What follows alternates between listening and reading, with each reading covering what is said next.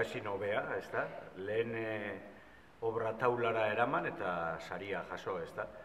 Bueno, egia esan, pixkat sorpresa, obra berez, pixkat bazituen bere arriskuak, baina ongi etorria izan dadila, ez da? Gauza askogatik, espiritualki pixkat asetzen zaitxulako eta materialki baita ere, ez da?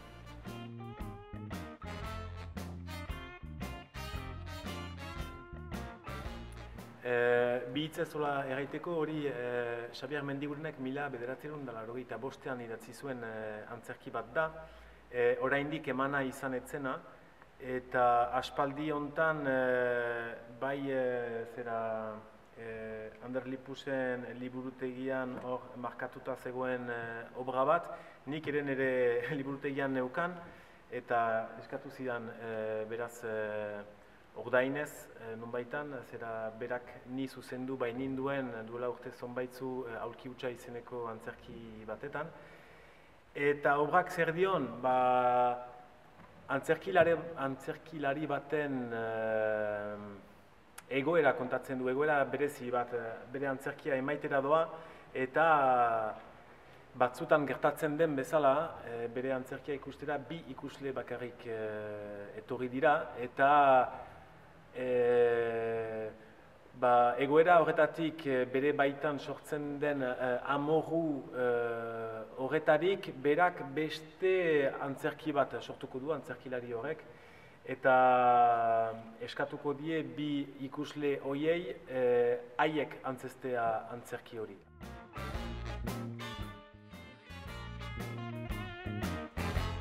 Beste antzerki bat montatu behar da bai ala bai, ez da? Saria euki edo ez euki, azken finean gure ofizioa hori dalako, ez da? Eta, epe batzuk izate ditugu eta epe horien barruan, nik uste dut, bai, 2 urte barru edo izango dela beste obra berri bat taularatzeko aukera. Bestela oso gustora, zentzu honetan, huts teatroak egin duen apustua baita ere euskara gutxean teatroa egitea da, ez da? Eta, sari honek badu zentzu bat baita ere, azken finean euskal antzerkiari ematen zaion sari bat da, eta, guretzat zentzu horretan hauspo bat da, ez da?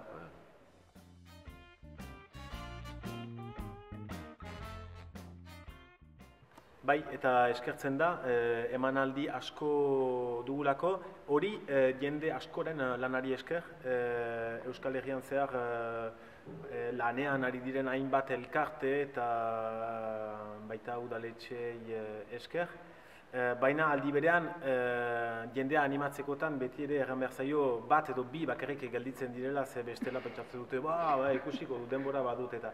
Baina bai, saiatzen gira Euskal Herri osoan zehar ibiltzen, bestela begiratu artedrama.com eta jendeak izango du data emanaldi guztien berri dela iparraldean, Nafarroan, Eusko Autonomi elkartean, 7 probintzietan eta euskara entzuteko gogoa duten leku guztietan beharrez atzerrian baita ere.